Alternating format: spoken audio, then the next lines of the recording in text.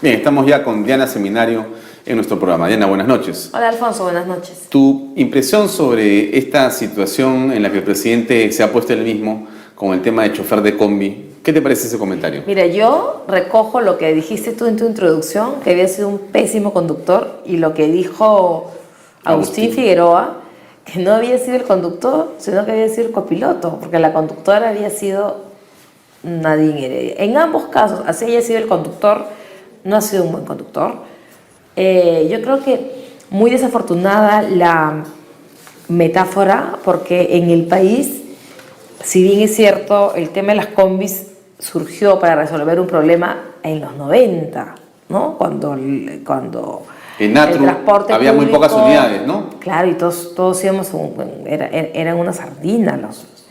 Pero eso ya pasó, y entonces el sinónimo de informalidad, sinónimo de quebrar las reglas, sinónimo de arrastrar, aplastar, de abuso además, ¿no? De atropello, es una combi, ¿no? En algún momento se dijo las combis asesinas, y es más, cuando tú estás en una discusión, por decirlo de algún modo, con alguien que maneja muy mal, ¿qué le dice? Ya parece un chofer de combi, o manejas como chofer de combi. Digamos que ser un chofer de combi en nuestro país, desgraciadamente, no es ningún halago, es casi un insulto. Y el presidente se autoproclamó chofer de combi. Yo soy chofer de una combi llamada Perú, ha dicho, ¿no? O de 30 millones de personas, etc. Bueno, yo, como muchos televidentes, hemos viajado en combi. Y puedo decirles, a los que no han viajado, que viajar en combi, no sé si tú habrás viajado en combi, Alfonso. Por supuesto. Yo he viajado en combi, y viajar en combi es un vértigo permanente.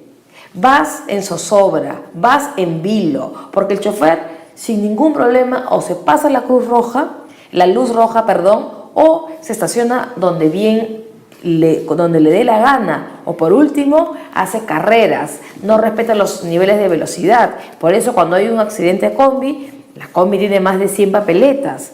Entonces, bajo cualquier punto de vista es absolutamente desafortunado. Y para los que no han subido a una combi, pero manejan sus carros particulares, nunca te pongas detrás de una combi, ¿no? Es un desastre. O si no, la combi, ¿qué hace? Te cierra. Con absoluta impunidad. Todos los defectos.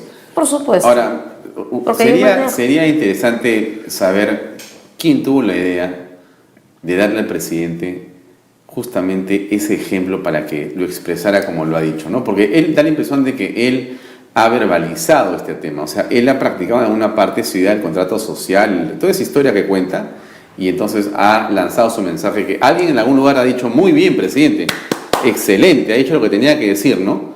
Cuando en realidad ha dicho algo que no es lo mejor. Yo creo que son lapsus, que son...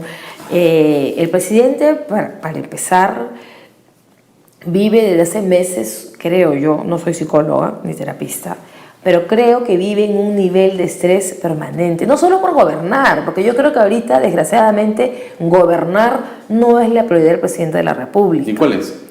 Defender a su esposa legalmente.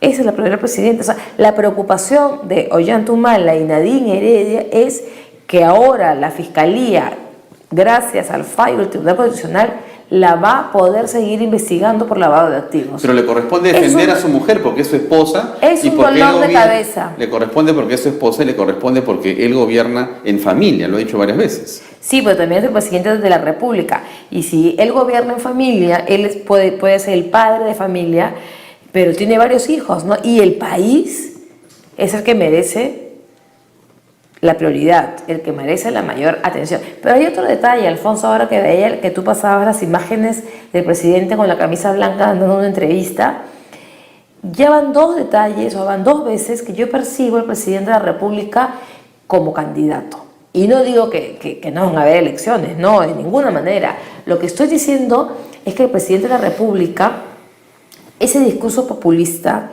ese discurso de decir piña para los de arriba, yo gobierno para los de abajo, yo he roto con el viejo poder del empresariado. Con ese discurso, Alfonso, a Ollanta Humala le fue muy bien. pasó a la segunda vuelta y puso más de 40 congresistas, con ese discurso populista y radical. Un hombre que tiene entre 12 y 13% de aprobación en las encuestas, tiene que recurrir a la receta que en algún momento le funcionó. Entonces, cuando uno tiene tos o tiene ronquera, se acuerda que alguna vez tomó miel de abeja y le funcionó. Entonces él ha vuelto a su miel de abeja, ha vuelto. Y hoy día, y el día de la entrevista que se dio ayer, si no me equivoco, ¿no, Alfonso? Sale con la camisa blanca de candidato. Primera vez que veo al presidente de la República en una entrevista sentado, como estamos tú y yo, en mangas de camisa. Bueno, eso quiere decir, según tu análisis, que es muy interesante porque yo no me había dado cuenta de lo que tú dices, pero bueno, tú analizas muy bien las cosas, además eres mujer y tienes otro sentido más ahí agudo. Lo que estamos viendo aquí es que está comenzando el presidente a asomarse como un actor en este proceso electoral. Y eso sí es peligroso. Yo creo que más que un actor en este proceso, lo que él está tratando de salvar ahorita es su imagen, su popularidad. Es un hombre que está navegando con 12 o 13% de aprobación. Claro que cuando empiecen las elecciones, él ya, la gente, el foco no va a ser él, ¿no? Va a ser Milton y van a ser los candidatos, ¿no? Vamos a estar hablando seguramente aquí de lo que dijo Alan, lo de que las dijo encuestas, Keiko, lo que dijo Pedro Pablo, de los errores y los aciertos de los candidatos. A lo que yo voy es que él quiere terminar un mandato de forma decente. O sea, decente. Todos los presidentes, Alejandro Toledo le fue pésimo durante toda, en cuanto a popularidad, hizo un gobierno bastante aceptable. Llegó a tener un dígito Alejandro Toledo y terminó con más de 30% de aprobación. Alan García estuvo siempre en un nunca llegó a tener los niveles que tiene ahora Humala. Y salió también muy bien en cuanto a niveles de aprobación. Ollanta ahora está recurriendo al discurso populista que tuvo de candidato, a ese discurso de enfrentamiento con los grandes, de enfrentamiento con los de arriba, como dice él. Y hay un detalle que sí es preocupante porque él dice, yo estoy haciendo las cosas para las que me eligieron, y si no les gustan los de arriba, piña, pues. Yo me pregunto, y no quiero ser,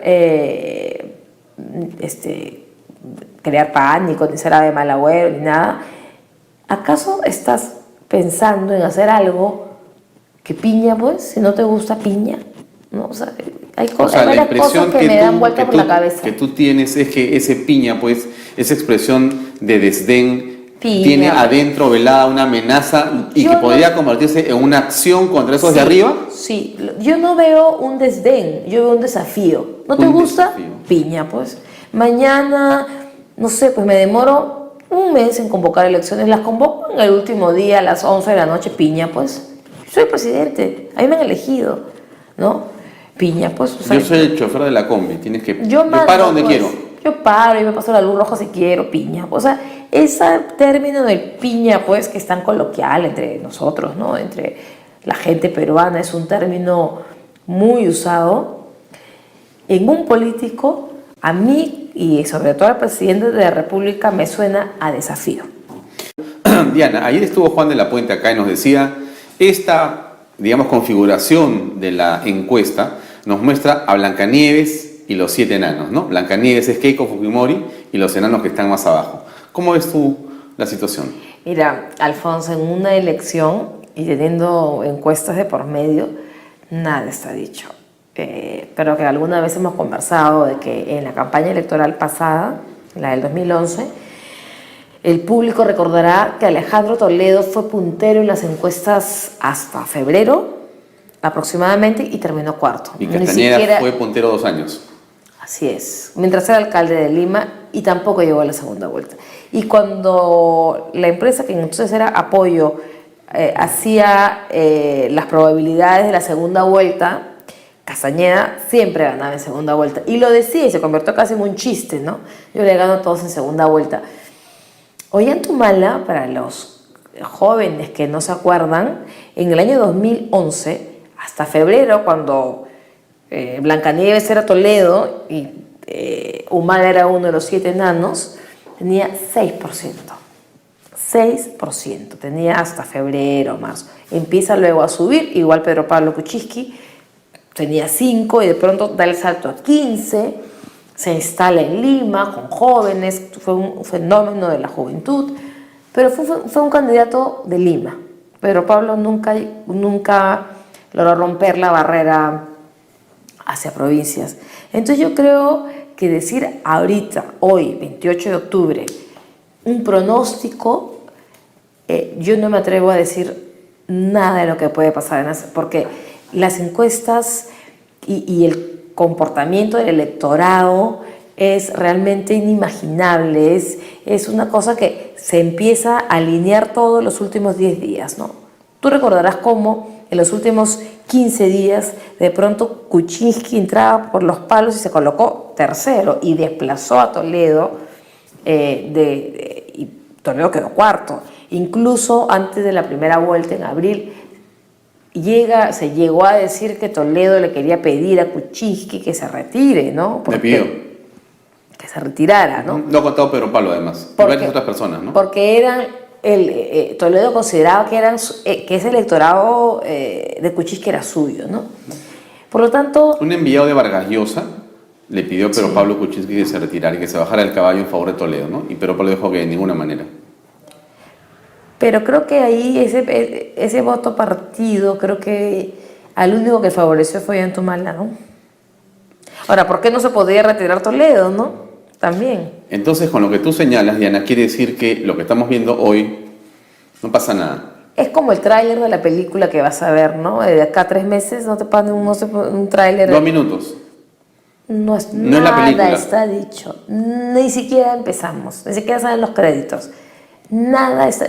Alguito de experiencia puedo tener. He trabajado, cuando trabajé en el comercio, un par de campañas electorales manejando encuestas todos los meses, o todas las semanas, porque en el último tramo llega a ser casi semanal la encuesta o quincenal, y doy fe y soy testigo del sub y baja de las encuestas, y hay factores a veces mínimos, ¿no? A veces recuerdo un factor que ahora lo hablaba con algunos colegas periodistas en la Cámara de Comercio, que hubo una ceremonia muy importante, que recordaban cuando Toledo iba primero y da esa conferencia de prensa a la prensa extranjera acreditada en el Perú, y les dice sin rubor y sin que él iba a promover el aborto libre, la droga, la legalización de la droga y el matrimonio entre personas del mismo sexo.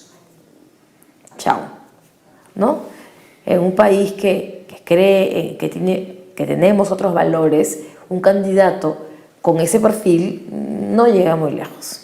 Entonces, yo creo que hay que mirar las elecciones aún con bastante cuidado y prudencia, ¿no? A mí, Total. por lo menos, me preocupa mucho el tema de los congresistas, ¿no? Más que del presidente. Yo siento que el Congreso es un buen contrapeso, pero si vamos a repetir la pésima experiencia en la forma como se eligió... Pero esa no es culpa del electorado, Alfonso. Sino de quienes lo proponen, pero el electorado es el que los ponen también con su voto No, los pues, congresistas. pero si a mí me voy a un restaurante y el menú, tengo que elegir un plato de un menú, ya, voy a elegir el menos malo, pero no es ni siquiera el que me guste ni el mejor. Tengo que elegir de un menú lo que mejor podría comer, que no me caiga mal. Elijo. Entonces, creo que a quien hay que apuntar ahora es a que los partidos, por favor, se los rogamos, se los suplicamos, elijan mejor a sus candidatos. Bien, Diana, gracias por acompañarnos otra vez en redes. De nada, cuando quieras.